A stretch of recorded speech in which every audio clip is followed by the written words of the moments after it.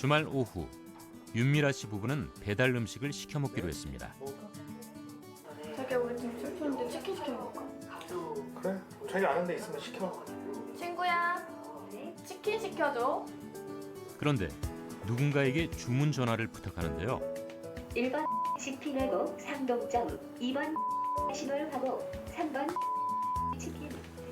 친구야 1번 선택. 뭐가? 근처 배달 가능한 음식점을 치킨하고 상동점 상대정보. 기다리는 동안 이번 주 스케줄을 확인하기로 했습니다. 친구야 네? 오늘 일정 알려줘. 오늘 토요일 총 3개의 일정이 있습니다. 가족 일정은 오후 4시 친구 결혼식, 오후 4시 친구 개업식 파분, 오후 6시 30분 가족 식사입니다. 결혼식 장소인 옥수동까지 가는 버스 노선을 알려주는 것도 AI 스피커입니다. 몇 시간 걸려? 친구야, 네? 버스 노선 알려줘. 이용하신 버스 도착 정보 안내입니다. 간선동 방향 6710. AI 스피커는 음성인식 기술 기반의 인공지능 시스템이 탑재된 스피커를 말합니다. 버스가 1분 안에 도착되었습니다. 사용법을 익히기엔 복잡했던 다른 스마트 기기들과 달리 AI 스피커는 음성만으로 여러 기능을 제어할 수 있다는 장점이 있는데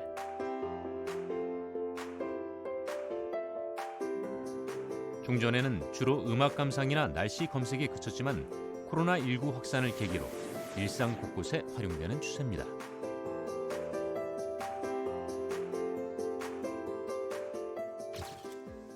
저녁 무렵 베이킹에 도전하는 윤미라 씨. 이번 역시 AI 스피커에게 도움을 요청합니다. 친구야 네? 크로아상 레시피 알려줘.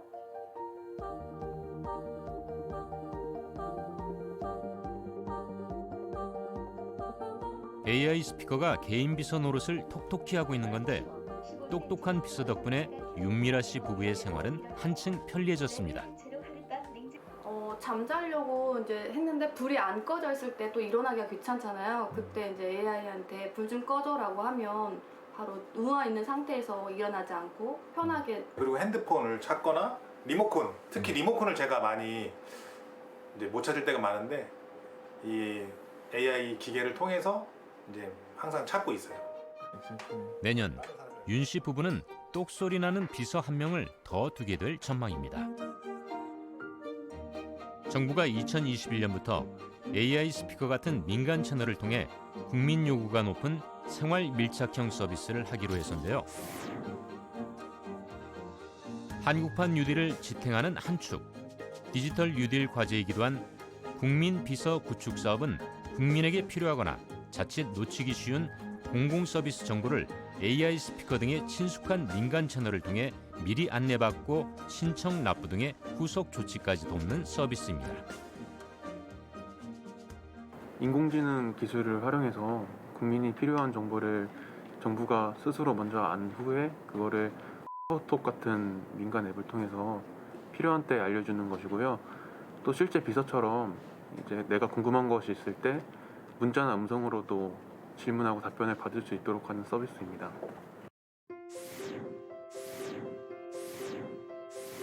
당장 내년에 국민 비서를 통해 제공되는 생활 밀착형 서비스는 교통 과태료, 국가 장학금, 운전면허 적성 검사 안내 등 총 9종.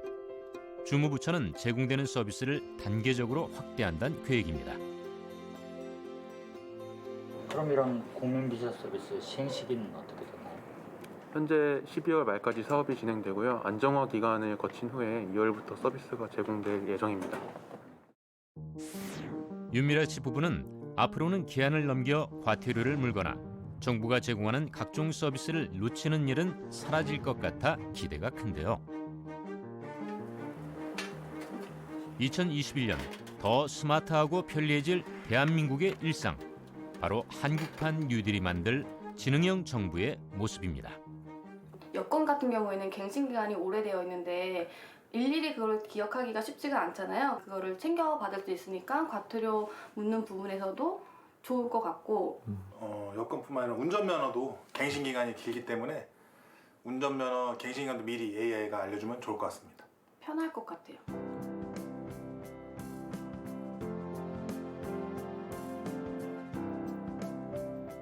지난 9월 국회에 제출된 내년도 나라 살림은 역대 최대 규모인 555조 8천억 원.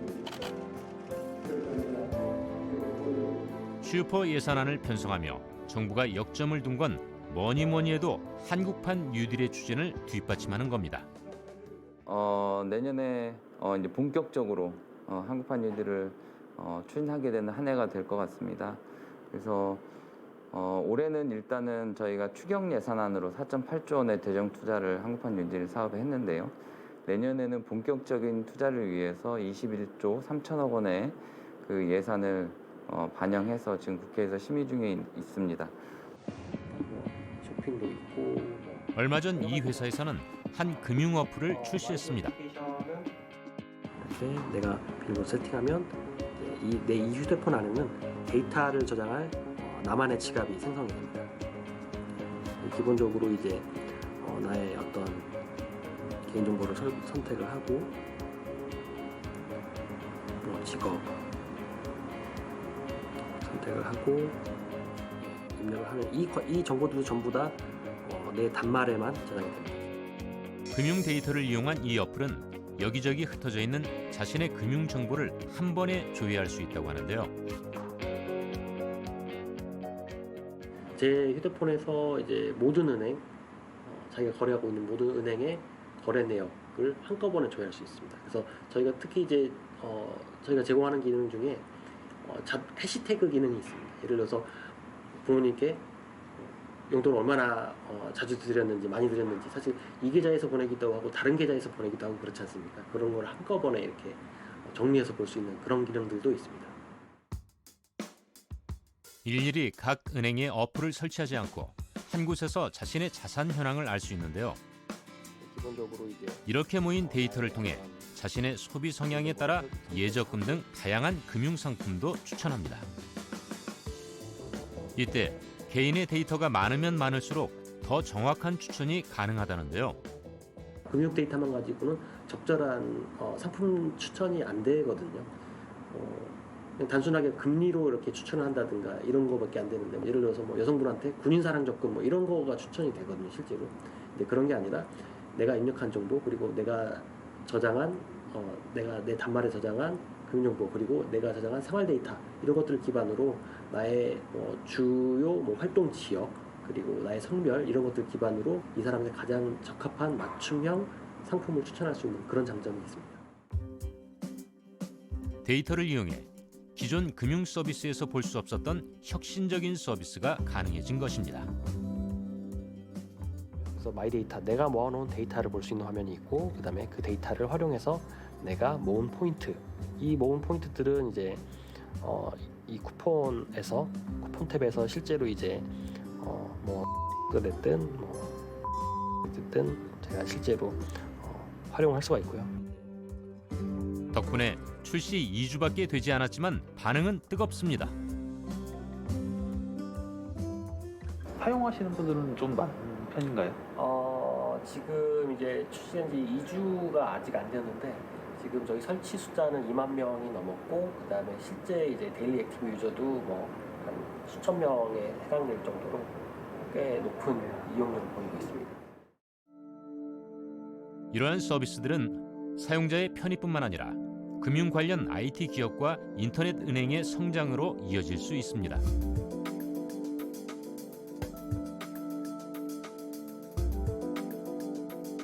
데이터 활용을 통해서 새로운 산업과 부가가치들이 창출되고 있는 것입니다. 미국의 경우 지난 2009년부터 데이터 포털을 만들어 공공 데이터를 제공하고 있습니다.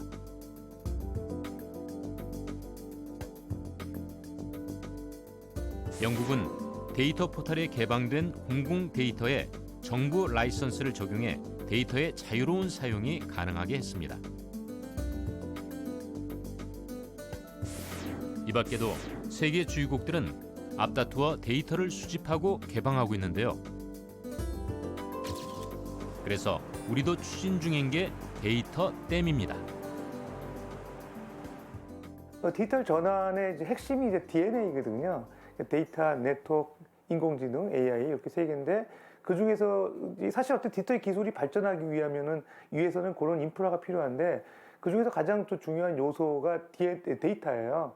데이터가 어떻게 보면은 디지털 기술에 이제 반영이 되는 그런 재료이기도 하는데 데이터 댐이라는 건 기본적으로 이제 고객들이 갖고 있는 데이터일 수도 있고 산업 데이터일 수도 있는데 그것들을 이제 활용해서 산업의 부가가치를 창출하는 거죠.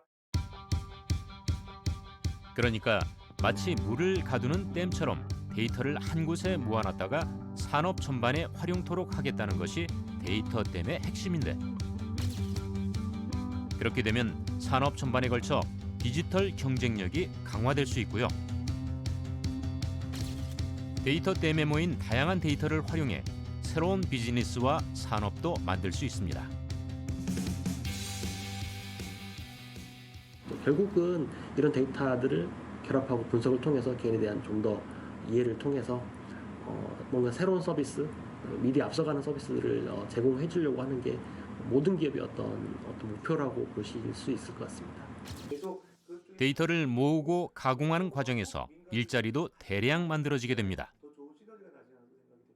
그런 것도 전문으로 하는 업체들이 많이 생길 것 같아요. 그러다 보면은 그걸 통해서 이제 사업화하고 그것도 새로운 신산업이 생기면서 고용 창출 효과도 생기지 않을까 생각이 듭니다. 최근에 이제 디지털 뉴딜에서도 AI 학습용 데이터 구축 사업이 이제 시범 사업으로 이제 제시가 되고 있거든요. 거기서도 이제 고용 창출 효과가 한 28,000명 정도 예상이 되고 있고요. 그런 과정 중에 하나의 직업일 것 같고 좀 전문적으로 간다 그러면은 이제 빅데이터 분석까지 전문가 또 양성하는 그런 쪽에서 고용 창출 효과도 기대됩니다. 디지털 뉴딜의 핵심이 데이터 댐이라면 그중 간판은 인공지능 학습용 데이터 구축입니다. 이게 차량이다. 자동차 테두리에 일일이 점을 찍어 영역을 지정합니다. 박스를 지정한 후엔 해당 객체가 차량이라는 설명을 입력하는데요. 여백을 최대한 남기지 않고 바운딩 박스를 그린 다음에 이렇게 차량이다라고 태깅을 해주는 것까지 여기서 한 번 더 확인을 한 다음에 차량 눌러주고 이렇게 태깅을 해서 저장. 이게 이제 하나의 데이터가 됩니다. 지금 하고 있는 건 데이터 라벨링이라는 작업입니다. 데이터 라벨링은 말 그대로 데이터에 레이블을 붙이는 작업인데요. 예를 들어서 AI가 스스로 이 사진을 보고 여기가 강아지다라고 인식을 하지 못하기 때문에 수십만 개의 데이터를 가지고 이미지 안에 요게 강아지다라고 레이블을 달아주는 거예요.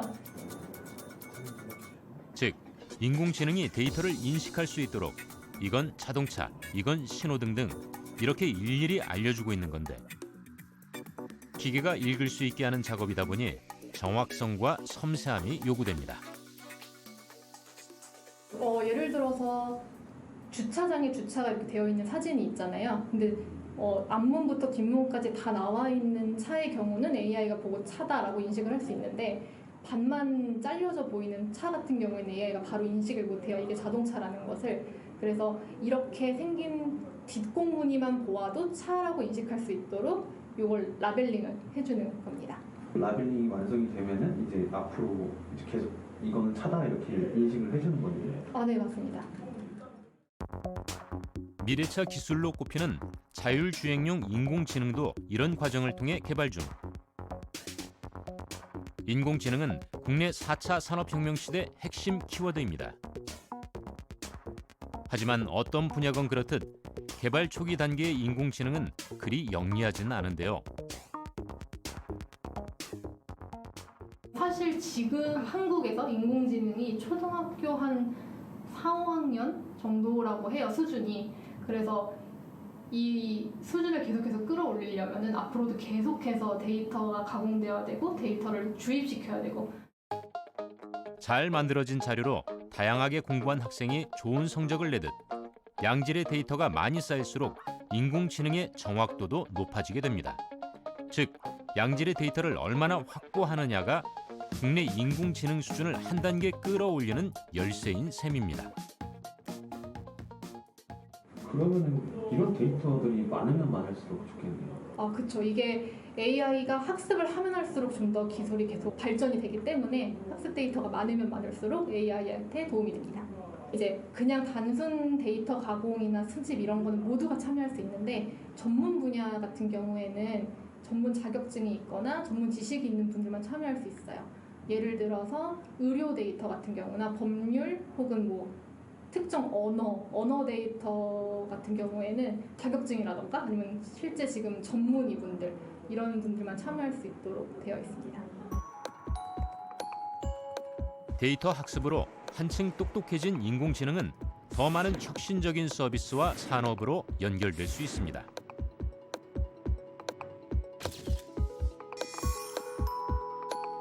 순식간에 욕설을 감지한 댓글 AI의 활약으로 악성 댓글 신고 건수는 19%나 감소했고요.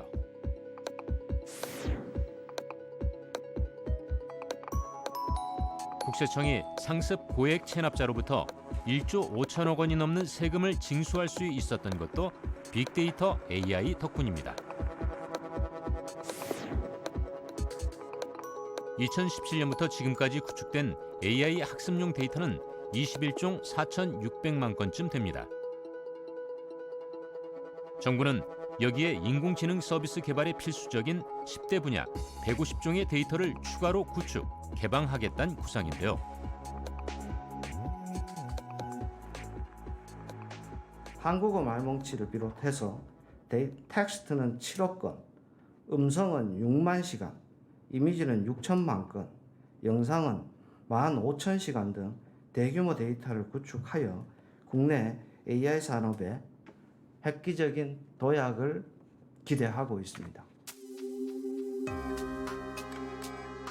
내년도 예산안엔 4차 산업혁명의 밑거름이 될 데이터댐과 AI 학습용 데이터 구축 같은 디지털 뉴딜 예산 7조 9천억 원이 편성돼 있습니다.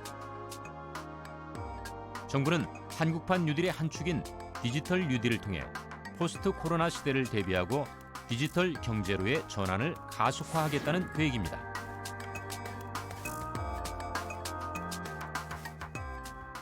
사실은 이제 미래 사업을 육성하는 투자는 사실 좀 긴 안목을 보고 투자할 필요가 있거든요. 그런 측면에서 뭐 하루아침에 이제 몇 년 투자한다고 그게 이제 어떤 성과가 있는 게 아니다 보니까 이제 장기 계획을 갖고 좀 투자를 해야 될 필요는 있고 디지털 뉴딜도 그런 측면에서 이제 계획이 됐다고 봤을 때 어쨌든 그 우리가 계획을 가지고 투자하는 건 좀 지속적으로 이루어졌을 때 어떤 효과가 있고 특히 고용 창출 효과가 나오지 않을까 생각이 되는 측면에서 뭐 지금 당장 예산이 쓰일 때가 많긴 하지만 우선적으로 그런 쪽에 투자할 필요도 있다고 생각이 됩니다. 디지털 뉴딜과 함께 한국판 뉴딜을 구성하는 또 다른 축인 그린 뉴딜에도 대규모 예산이 투입됩니다. 여기 이 농장이 다른 농장과 좀 차별화된 점이 있다고 하는데 어떤 점이 다른가요? 지금 이 온실은 이제 빛의 세기를 조절할 수 있는 뭐 차광 스크린이 다 구비가 돼 있고 이제 천창에 환기 시스템을 이제 대입하여 이제 환기를 할 수 있게 천창을 열고 닫고 자동으로 할 수 있습니다. 전북 김제에 있는 이곳 농장에서는 그린 뉴딜의 한 분야인 스마트팜 방식으로 파프리카를 재배하고 있습니다. 일반 농작업 방식과 달리 스마트팜은 에너지 절감을 통해 온실가스 배출을 줄이는 저탄소 농업 기술을 활용합니다. 이 때문에 이곳에서는 온실 내부 땅의 열기를 끌어올려 난방을 하는 데 활용하고 이는 겨울철 난방비를 최대 50%까지 낮출 수 있게 했습니다. 온실가스 배출은 줄이고 에너지 효율은 더 높이면서 비용 절감까지 일석삼조의 효과를 거두고 있는 셈입니다.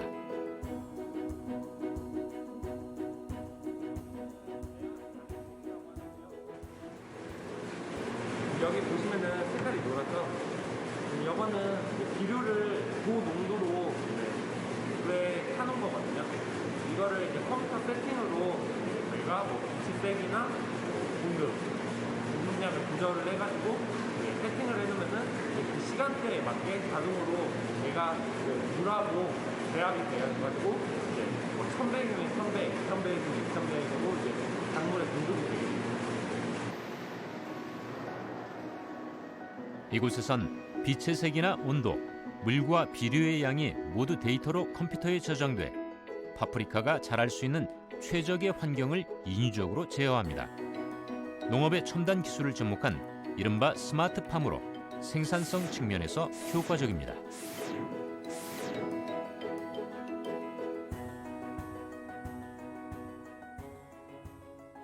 이게 한 2년, 3년 데이터를 쌓다 보면은 이제 노하우가 생겨서 다음 잡기 때는 이 시기에 뭐 문제가 발생했을 때 이런 부분이 문제가 됐다. 이런 데이터를 통해서 찾을 수가 있습니다. 그럼 통계로서 이제 최적화되는 시스템을 만들 수 있는 거네요? 그렇죠. 그러니까 이 온실에 맞는 이제 그 온실에 맞는 그리고 이 시기 그 시기에 맞는 이제 파프리카 재배 방법을 찾을 수가 있습니다. 스마트팜은 자동화된 시스템 덕분에 일손이 점점 줄어들고 있는 농촌의 대안이 될 수 있고 작물의 생육 정보를 구축한 빅데이터는 이를 보다 효율적으로 할 수 있게 합니다. 스마트팜은 저탄소 친환경 사회로 전환하려는 그린 뉴딜의 기대 사업 가운데 하나입니다.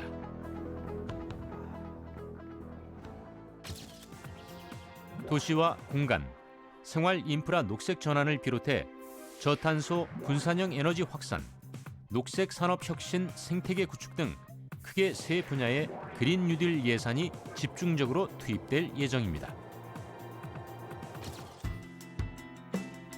그린 뉴딜과 디지털 뉴딜, 여기에 사회 안전망 강화까지 포함한 내년도 한국판 뉴딜 예산안은 21조 원쯤 됩니다. 올해 전체 일자리 예산 25조 원과 맞먹는 수준으로 정부는 통 큰 투자를 통해 36만 개의 신규 일자리를 만들고 코로나19 이후 시대에 대비하겠다는 목표입니다. 정부가 한국판 뉴딜이라는 한 그루의 나무를 심었다고 생각을 하는데요. 올해까지 그 나무가 잘 자랄 수 있도록 이 토를 다져주고 또 비료를 주고 물을 잘 주고 자리를 잡을 수 있도록 여건을 만들어주는 역할을 지금까지 해왔다고 생각합니다. 내년부터는 이제 이 한국판 뉴딜이라는 나무가 자리를 잘 잡고 본격적으로 자라나게 될 걸로 기대를 하고 또 그 자라남에 따라서 또 이 성과를 만들어낼 것으로 기대를 하고 있습니다.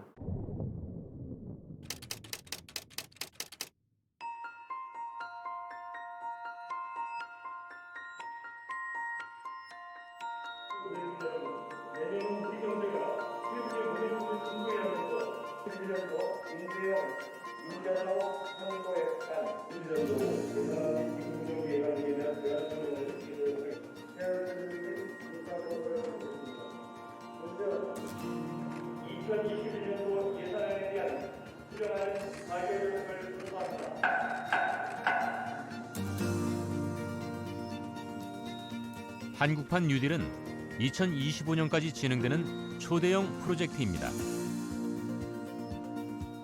뼈대인 골조가 튼튼해야 건물이 흔들리지 않듯 내년에 어떻게 추진되느냐가 사업의 향방을 결정지을 수 있습니다. 모쪼록 여기저기 돈 들어갈 곳 많은 때 투입되는 대규모 재정이니만큼 알뜰히 효율적으로 쓰여지길 바랍니다.